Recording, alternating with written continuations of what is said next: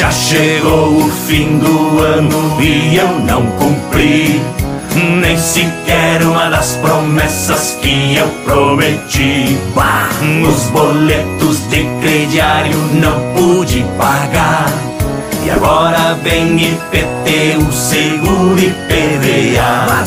Sem limite no cartão, nem cheque especial. O Serasa me mandou um cartão de Natal. Tentei fazer dieta, mas eu só engordei. E agora vem as festas, aí que eu me ferrei. É Natal, vou passar mal, vou me empanturar. Não me importo com a uva passa, porque posso tirar. Não me vem com prato chique só pra balaquear. Vou assar uma costela pro bigode lambuzar. É noite de Natal, vou ter que aguentar o grupo da família que não dá pra silenciar.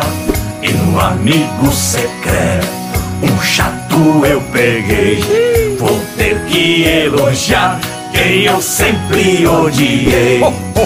Eu peguei um papelzinho que eu não gostei, devolvi para o saquinho, fingi que me peguei.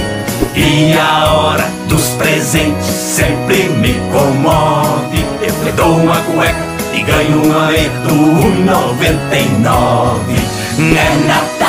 É Natal, vamos festejar, que no ano que vem tudo vai melhorar. Mas que barbaridade!